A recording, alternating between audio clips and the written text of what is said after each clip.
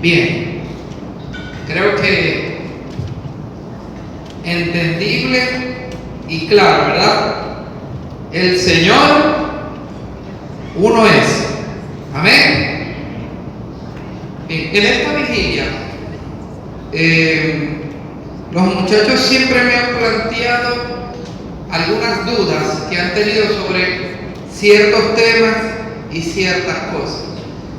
Además, no es ajeno de nuestro conocimiento que el día de hoy nuestra ciudad, por no decir todo el estado Zulia, está sumergido en una serie de sucesos, de eventos, de celebraciones que, lejos de presentar y dignificar el nombre de nuestro buen Dios, más bien llaman a el aborrecer lo que ha dejado para toda la humanidad en su palabra. El Señor es uno, y hoy lamentablemente acá en Maracaibo se desconoce que el Dios verdadero es uno y se rinde pleitesía a otras deidades, cosa que deja saldos perjudiciales para nuestra población, especialmente para nuestros jóvenes.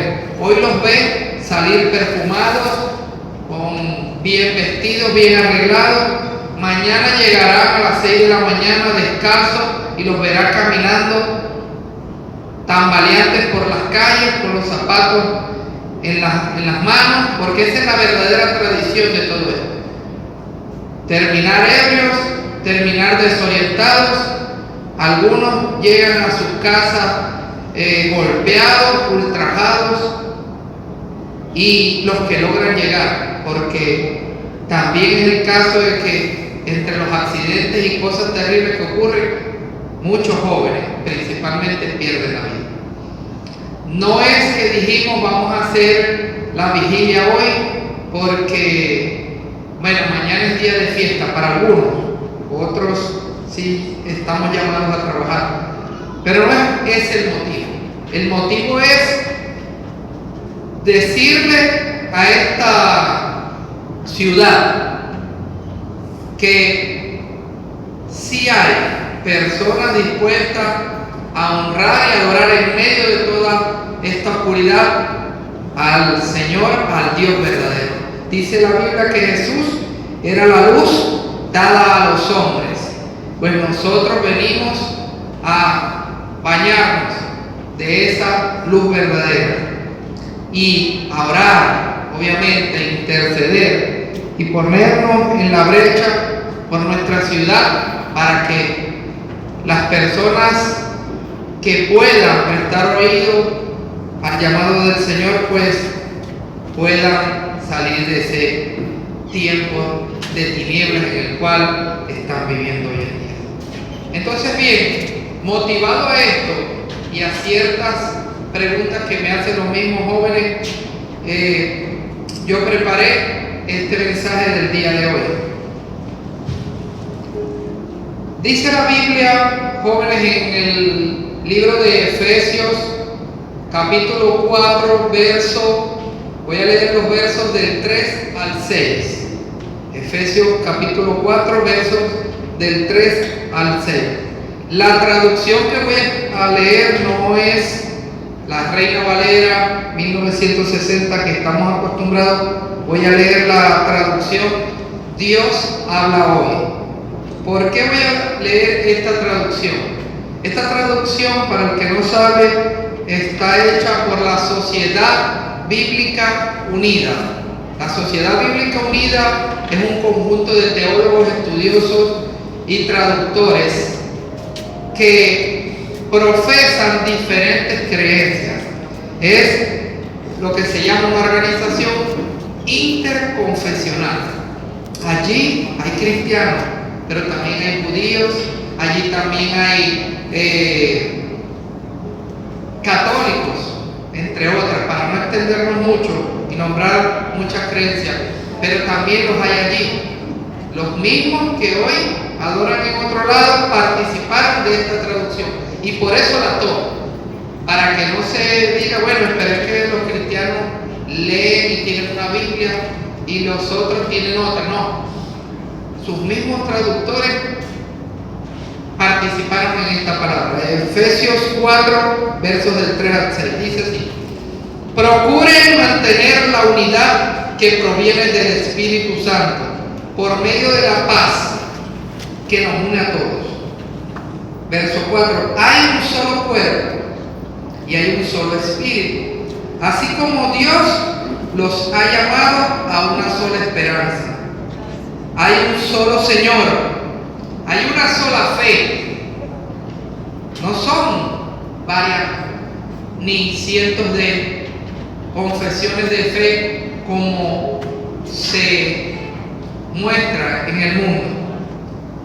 Hay un solo bautismo, hay un solo Dios, el cual es el Padre de todos, que está sobre todos y actúa por medio de todos y está en todos. Hay un solo Dios.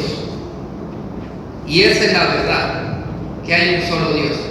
Pero, como les decía al principio, lamentablemente, hay muchas personas hoy, la mayoría, porque saben que la iglesia cristiana no es la mayoría. La iglesia cristiana es el remanente de Dios. Pero Dios nunca ha tenido el mayor número de personas de su lado. Siempre ha trabajado con remanentes. Con remanentes. La Biblia enseña que mayor es el que está con nosotros. Eso sí, no es que nosotros somos los más débiles, no, porque mayor es el que está con nosotros. Y si el Señor está con nosotros, ¿quién podrá contra nosotros? Así lo enseña su palabra. Pero la realidad es que por cada cristiano que adora al Señor en el mundo entero, hay 9 personas que o no creen en Dios o creen en dioses inventados. Esa es la realidad de este mundo. Si el mundo acabara hoy, solamente el 10% de las personas que están vivas partirían a la presencia del Señor, y el 90%, que son millones de personas, irían al infierno. Esa es la verdad. Esa es la verdad. Por eso es que cosas como esta deben a nosotros darnos ese sentido de gratitud, de que podamos estar entre los que sí tienen una esperanza viva. Idolatría. Mire lo que dice Éxodo capítulo 20.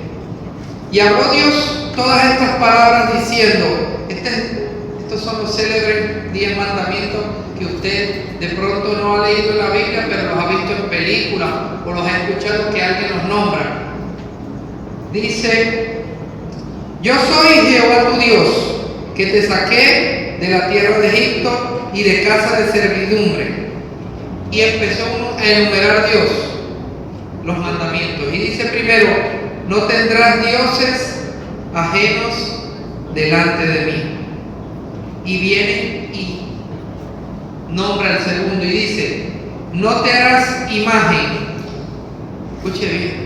No te harás imagen ni ninguna semejanza de lo que está arriba en el cielo, ni abajo en la tierra, ni en las aguas debajo de la tierra.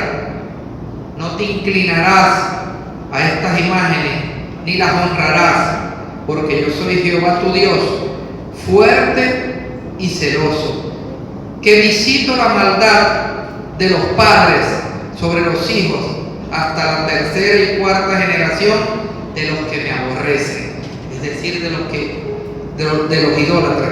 Y hago misericordia a millares, a los que sí me aman y guardan mis mandamientos. La Biblia nos enseña, y hay que ser claro. Yo creo que el hecho de que estemos hoy vigilantes en vigilia, pues. Es una buena oportunidad para que podamos hablar claramente cómo son las cosas. La palabra nos enseña, muchachos, que cuando admitimos ídolos en nuestra vida, cuando nos hacemos de ídolos, porque no necesariamente tiene que ser solo estas estatuas que usted ve en las plazas y estos eventos como la feria o como lo que se está haciendo ahorita en este momento. Ídolos muchas veces nos levantamos nosotros mismos y que roban el lugar en nuestro corazón que debería tener Dios. Ídolos que preferimos tener y resguardar y tenerlos cerca y estar pendiente de ellos más que de tomarme por lo menos unos minutos para orar a Dios y agradecerle por el día, por la vida que me dio en este día. Eso es un ídolo. Y sabe que la Biblia está diciendo que si tú crees en tu corazón a algo ajeno a lo que es el Dios verdadero, tú vives en una maldición. Y vivir así, usted dirá, bueno, si yo vivo en maldición, cayese en maldición, bueno, me van a pasar cosas feas, porque eso es como un hechizo que viene y le trae a la gente, como dicen por allí, mala suerte. No, aquí no se trata de esta fábula de la mala suerte, porque eso no es una realidad. Las cosas pasan por consecuencia de lo que nosotros hacemos. Si hacemos las cosas bien, recibimos bienaventuranza y bendición. Si hacemos las cosas como a Dios no le agrada, tenemos consecuencias nefastas. No es mala suerte, no se trata de buena suerte, se trata de un principio establecido para todos los seres humanos, los que creen y aún los que no creen en Dios. ¿Y qué sucede, muchachos? Que el hecho de estar hoy acá habla de lo que dice acá el Señor, que tiene misericordia de los que le aman, de los que guardan su palabra, de los que le buscan.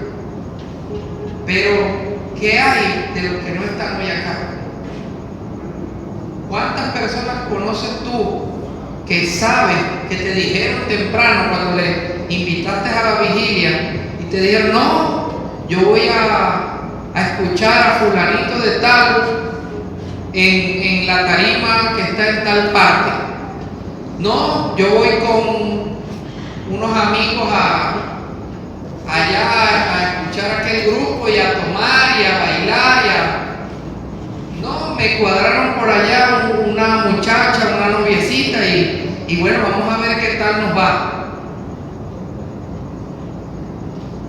Y tú sabes que lo que está haciendo o a lo que fue a hacer no le agrada a Dios. Esa persona te importa, esta persona vale algo para ti, es un familiar, es un ser querido. Esa persona lamentablemente está viviendo un estado de maldición. ¿Y qué estás haciendo tú? ¿O qué piensas hacer sabiendo estas cosas por esa persona? Es un llamado, muchachos, es un llamado, iglesia, porque aunque nosotros hoy podamos estar acá reflexionando sobre estas cosas, no basta simplemente con desearlo, hay que hacerlo, porque la fe sin obras termina siendo muerta, no trae frutos, porque de buenos deseos pueden estar llenos muchas personas, pero los buenos deseos no son los que alcanzan, son las obras buenas guiadas por el amor y la misericordia de Dios. Entonces, muchachos, lo primero que yo quisiera dejarles hoy es esta reflexión de que tenemos que hacer más, porque aunque Dios trabaja con minorías, hay mucha gente que necesita verdaderamente por estar desorientados, necesitan que les ayudemos a despertar. ¿Cómo? Hablándole estas verdades bíblicas. Porque creen que viven felices y ¿saben qué? Son como zombies que andan por la vida creyendo ser una cosa, creyendo vivir mejor que los demás y están muertos en vida. Es como aquella serie de monstruos que fue muy famosa, que se llamaba The Walking Dead. La traducción de eso es los muertos caminantes o los caminantes muertos. Así se llama. Caminaban, hacían ruido, comían gente, metían miedo, pero estaban muertos. Estaban muertos. Y así son las personas que practican la idolatría. Eso se me ocurrió a mí. Mire lo que dice la Biblia en el Salmo 115. Nuestro Dios está en los cielos. Todo lo que quiso, Él lo ha hecho. En cambio, los ídolos de ellos, los que hacen de plata y hacen de oro, son obras de las manos de los hombres. Esos ídolos tienen boca, pero no hablan. Tienen ojos, pero no ven. Tienen orejas, mas no oyen. Tienen narices, pero no logran oler. Tienen manos, pero no pueden palpar. Tienen pies y no pueden caminar. No hablan con su garganta. Y cierra diciendo el Salmo en el texto, en el versículo 8 dice: semejantes a estos ídolos son aquellos que los hacen y cualquiera que confía en ellos. Así son esas personas que adoran a los ídolos. Están ciegos, están sordos, no pueden avanzar, no pueden alcanzar, no pueden expresar verdaderamente lo que tienen en su corazón. Son inertes espirituales, porque usted los ve físicamente haciendo muchas cosas, pero en lo espiritual, en lo que concierne a su estado que trascenderá al partir de esta tierra, solo es la muerte lo que arrastra. El apóstol Pablo decía que el pecado para nosotros es como cargar un muerto encima. Y había unas prácticas antiguas en las que los reyes tomaban a personas que cometían delitos. Por ejemplo, venía un asesino, mataba a un hombre, y la ley era que agarraran el cuerpo de ese hombre y se lo amarraran al asesino en la espalda. Y ese hombre, ese asesino, tenía que vivir con el cadáver en su espalda. Y obviamente ese cadáver se iba pudriendo, ¿verdad? Se iba deteriorando y se deterioraba encima de su asesino. Empezaba a oler mal, le transmitía enfermedades, tenía plagas encima. Era el castigo que se le daba a esa persona. ¿Y sabe qué? ¿Saben qué, muchachos? El pecado es así. Así lo dice Pablo. Pablo decía: ¿qué haré con este cuerpo de muerte? Porque cuando el pecado vive en nuestras vidas, nuestro aroma, nuestro parecer, lo que llevamos en nosotros, lo que brota de nosotros, es eso: pudredumbre y cosas desagradables. Y no es que nosotros somos una basura que contamina a los demás, no, es el pecado que podamos permitir en nuestra vida la que está haciendo eso, y nosotros somos las principales víctimas. Por lo cual tenemos, muchachos, muchachas, que reflexionar en estas cosas, porque aunque quizás es mucho lo que nos falta por vivir o les falta por vivir, ustedes que están más jóvenes y y creen que ya son maduros y que ya saben lo suficiente. Hay muchas piedras con las cuales todavía tienen que tropezarse para poder ir aprendiendo a levantarse en medio de las circunstancias y darse cuenta que lo que hoy les parece bien, mañana lo llamarán tonto.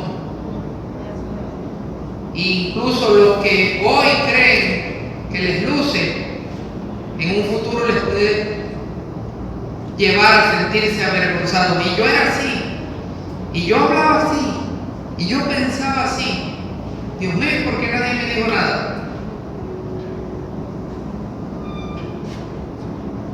El pecado hace eso, muchachos, y lamentablemente el de idolatría es uno de los peores que puede haber.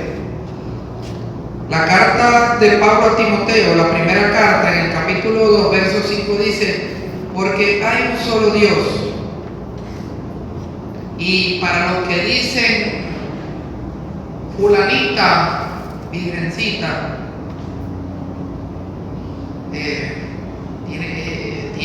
tiene una especie de rezo, cosa que dice: ruega por nosotros, los pecadores.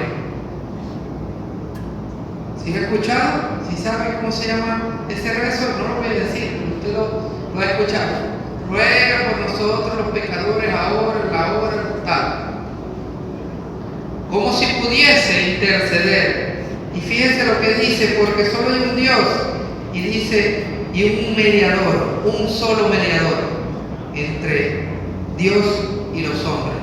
Y ese es Jesucristo, hombre. Es el único que puede interceder y mediar por nosotros. Jesús mismo dijo: nadie puede llegar a Dios, al Padre, si no es por mí.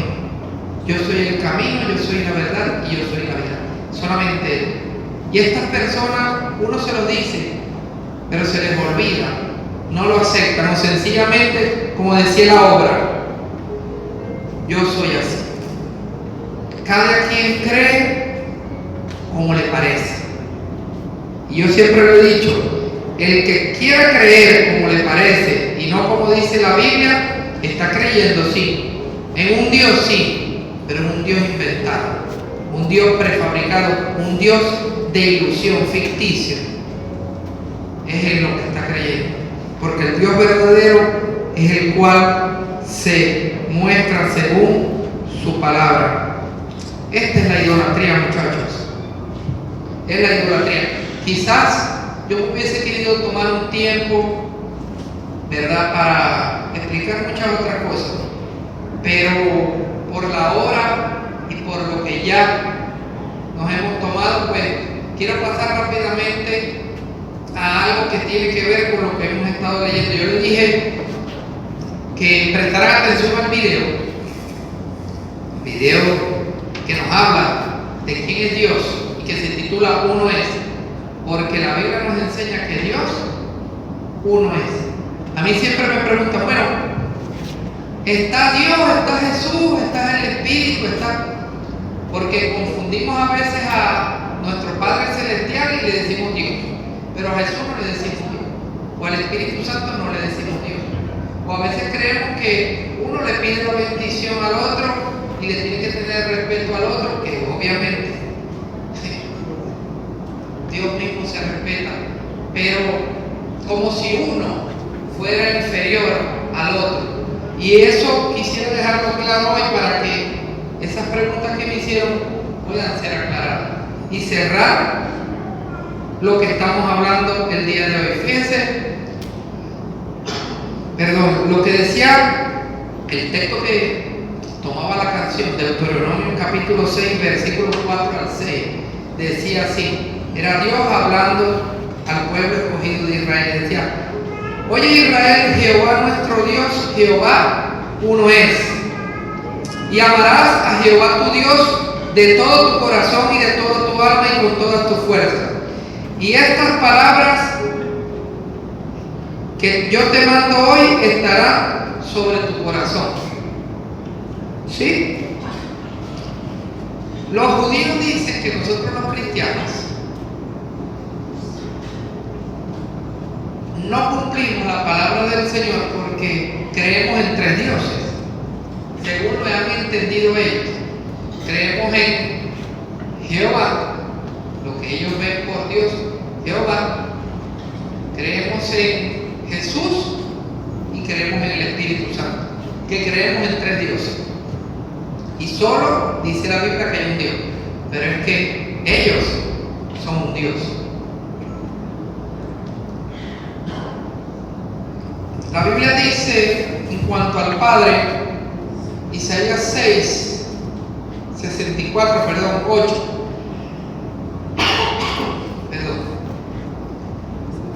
Ahora pues, Jehová, tú eres nuestro Padre. Nosotros somos barro y tú el que nos formaste. Así que toda obra de tus manos, somos todos nosotros. El profeta Isaías nos deja ver aquí que el Jehová que se habla en el Antiguo Testamento es nuestro Dios, nuestro Padre Celestial. El mismo Jesús decía que la voluntad que se tenía que hacer y la que él venía a hacer era la del Padre. El mismo Jesús lo decía. Dios, obviamente, era nuestro Padre Celestial. La Biblia dice, por lo menos en Mateo, vosotros pues oraréis así: Padre nuestro que estás en el cielo, santificado sea tu nombre. Jesús oraba así al Padre. ¿Y por qué oraba así? Porque el Padre era Dios. La Biblia también decía, ¿verdad? Nos enseñaba que cuando la tierra fue formada, uno de los que estaban allí formando, creando todo, era nuestro Padre Celestial. No era el único, pero era nuestro Padre Celestial. Ahora bien, si nuestro Padre Celestial es el Dios, entonces ¿cómo decimos que Jesús es Dios también? El Evangelio de Juan, y yo sé que muchos lo han escuchado, en el capítulo 1 inicia diciendo: en el principio de todo era el Verbo, y el Verbo era con Dios, y el Verbo era Dios. Y dice posteriormente que ese Verbo se hizo carne y anduvo entre los hombres. ¿De quién creen que está hablando la palabra allí? ¿De quién? De Jesús. Dice Filipenses capítulo 2, verso desde el 5, le voy a leer. Dice así: haya pues en vosotros este sentir que hubo en Cristo Jesús, que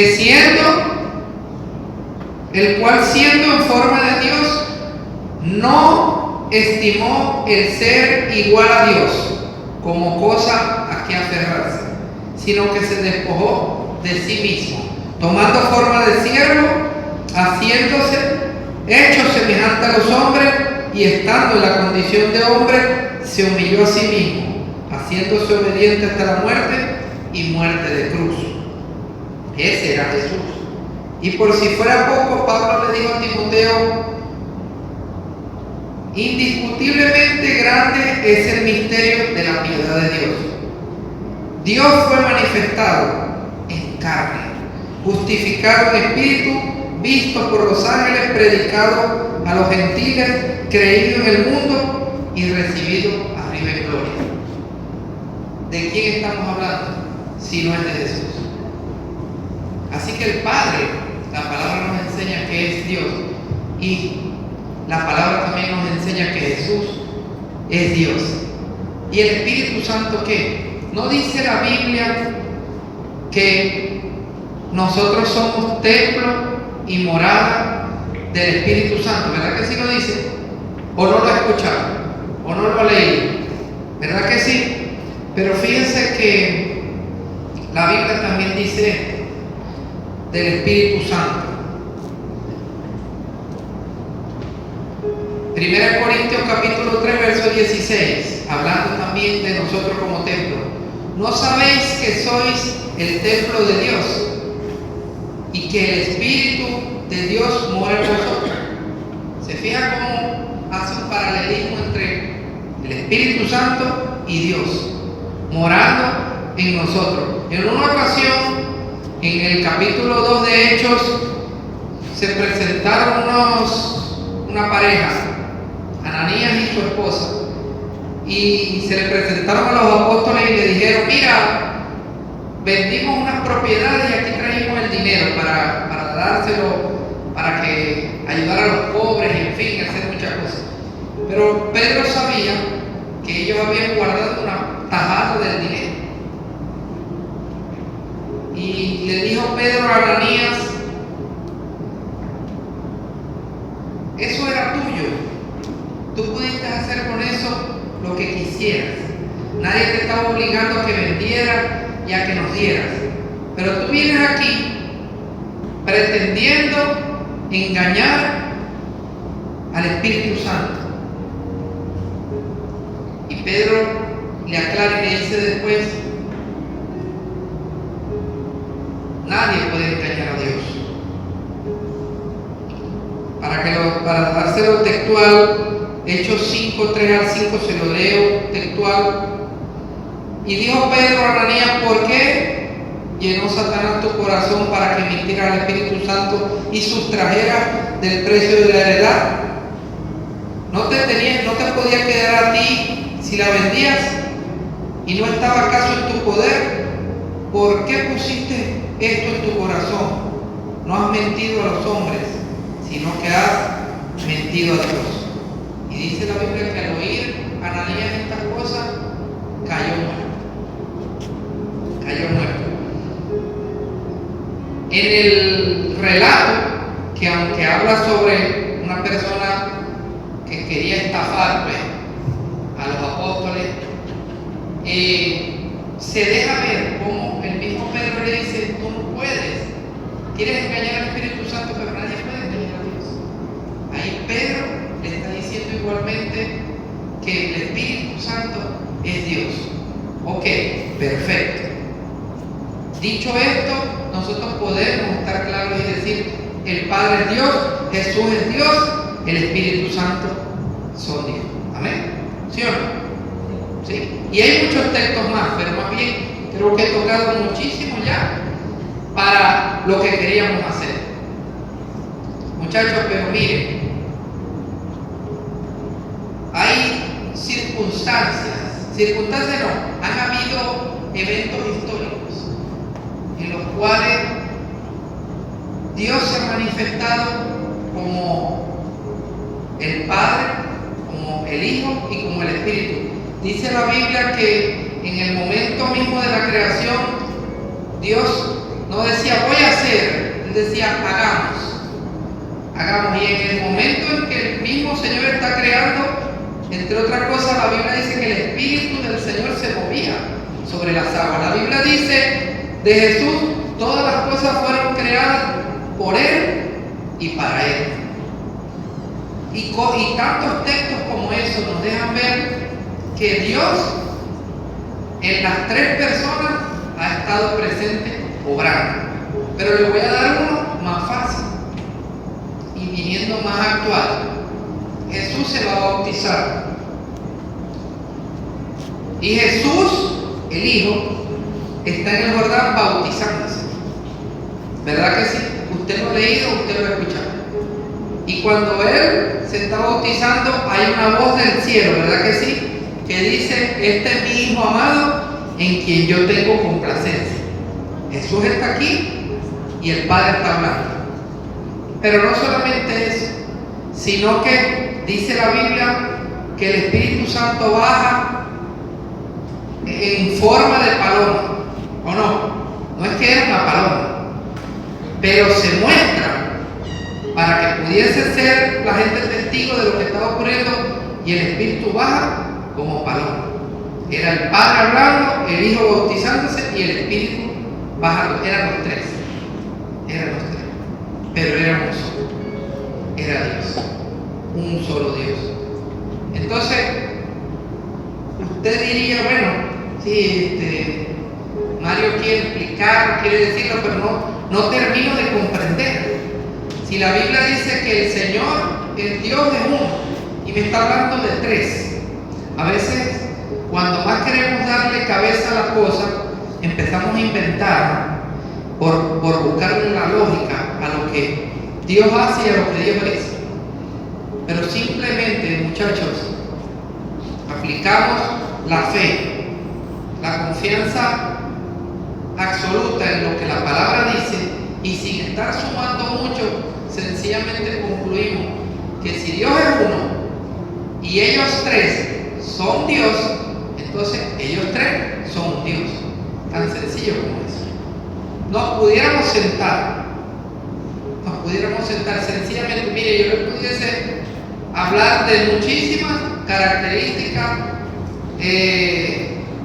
y tantos otros textos sobre esto, pero tendría que ser un extenso estudio bíblico. Yo lo que estoy tratando es de bordear todo, muchachos. ¿Y por qué decidí, digamos, tratar de responder a estas inquietudes? Porque estamos hablando de la idolatría y de este tiempo que se está viviendo en la ciudad. Y quiero en mi corazón, y sé que Dios lo anhela más fervientemente que yo, que podamos tener claro que solo en nuestra vida puede existir un solo Dios. Un solo Dios. Que si nos sentimos tentados para estos días, o cuando se acerca la Navidad, o porque vamos a Exposulia, o porque vamos, no sé, a cualquier evento en la Ana María, en la plaza, o lo que pueda ocurrir, y nos podamos sentir tentados de participar de alguna cosa que les rinde culto a algo que no sea Dios, recordemos que Dios solo es uno. Recordemos que cuando olvidamos a quién Dios debemos adorar, la Biblia nos enseña que la maldición toca la puerta de nuestra vida. Y la maldición no es para que salgamos corriendo, es para que la evitemos. Dios siempre nos ha mostrado dos caminos: el que nos lleva a la bendición y el que nos lleva a la maldición. Y Él no nos empuja por uno, Él nos da a escoger. Miren, yo creo que una de las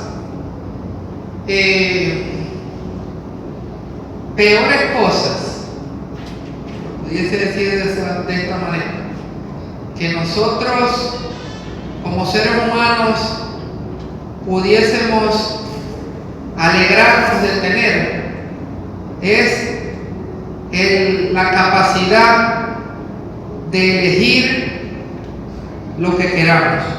¿Cómo así? Dios nos ha dado esa gran bendición de que nosotros podamos acercarnos, decidir por una cosa o por otra. Nos ha dado esa opción porque no somos androides. Pero si verdaderamente fuera Dios el que tomara las decisiones por nosotros, este mundo no fuera lo que es. Pero esto, aunque yo trato de pintárselo como una desgracia, no lo es tampoco, porque por lo menos para nosotros no. ¿Y saben por qué? Porque el hecho de poder, de haber tomado la decisión de creer y seguir al Dios verdadero, es lo que nos va a dar esa satisfacción tan grande de decir: no me equivoqué, de verdad escogí bien. Y eso además de bendecirnos a nosotros, provoca en el corazón de nuestro Dios la alegría de que nosotros le hemos escogido a Él. Porque sí, Dios, el Espíritu Santo, dice la Biblia, se entristece, se contrista, dándole aborrecer, pero se llena de dicha, y hay, por decirlo de alguna manera, fiesta en los cielos cuando alguno de nosotros tomamos las mejores decisiones, las que van conforme a la voluntad del Señor. Amén. Miren, muchachos, yo esta semana he trabajado duro. Y quizás mis planes hace un mes era que hoy iba a estar durmiendo a esta hora. Cómodo, contento, bueno, contento no durmiendo. De pronto si estuviese soñando con pizza o hamburguesas, estuviese contento, no sé. Pero no estuviese, digamos, evitando, trasnochándome, por decirlo así. Pero la necesidad tan grande que hay en la vida de cada uno de nosotros, me ha llevado a mí y a muchos otros a trabajar en pro de esta actividad. Y yo sé que ustedes también han hecho su esfuerzo. De hecho, el hecho de estar despierto cuando sé que muchos tienen sueño es un esfuerzo extra que están haciendo por amor al Señor. Y muchachos y mis hermanos, no es en vano. Esto no es en vano. ¿Saben por qué? Porque nuestro Dios ha sido tan maravilloso con nosotros que merece ser adorado, merece ser exaltado, merece que escuchemos lo que tiene que decirnos. Y lo que hoy están escuchando no es dicho por mí. Yo simplemente estoy leyendo lo que dice la palabra del Señor.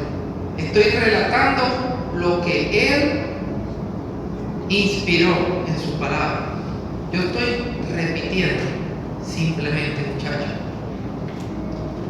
En una ocasión, y con esto cierro, Jesús le pidió a 3 de sus seguidores, de sus discípulos, les pidió que fueran con Él, velaran con Él mientras oraba, porque venía el momento de su sacrificio, de su cruz. Y Él no quería estar solo, sino que sus más allegados estuvieran allí con Él, prestándole apoyo, orando con Él. Y ellos allí, en esa vigilia con el Señor, mientras que Él sudaba de terror por lo que sabía que iba a enfrentar, estos hombres se quedaron dormidos. Estaban muy cansados y se quedaron dormidos. Y Jesús volvió a donde estaban Él y los consigue durmiendo. Caramba, no han podido ni quedarse un momento nomás aquí esforzándose para poderme acompañar. Y les volvió a pedir y se volvió a ir, y cuando volvió, los volvió a conseguir durmiendo. Los volvió a conseguir durmiendo, porque nosotros somos así, porque nosotros nos cansamos, porque nosotros tenemos sueño, porque nosotros queremos descansar. Queremos descansar. Pero qué bueno que el día de hoy decidimos, más que quedarnos dormidos en nuestra casa, decidimos velar un poco más para acompañar al Señor en lo que Él hoy quería hacer. Amén. Así que gloria al Señor por eso. Póngase de pie, por favor.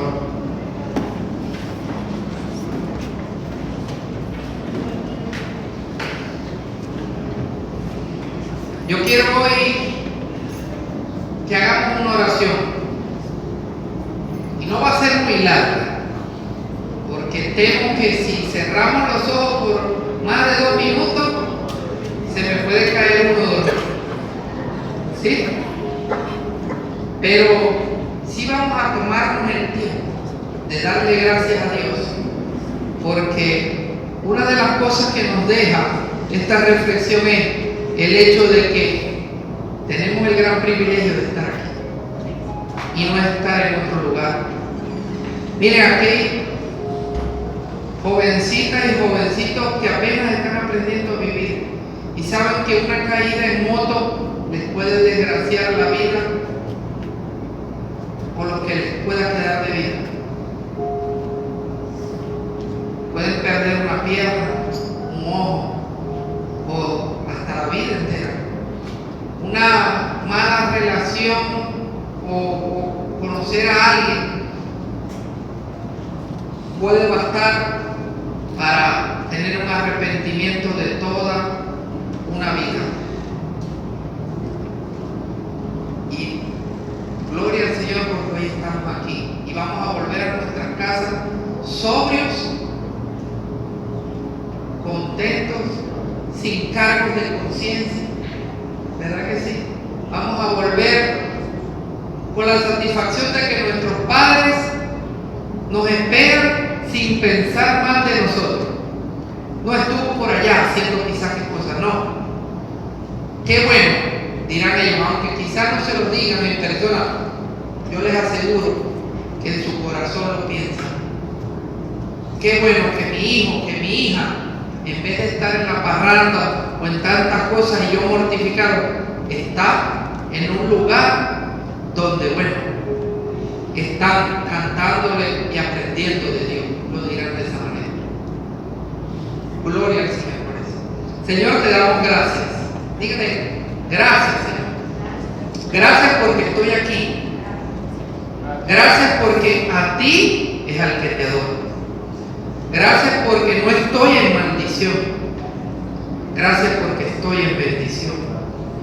Gracias, Señor, porque aunque muchas cosas no las comprendo, tú me las irás enseñando con paciencia, con tiempo, pero sobre todo con amor, porque tú me amas.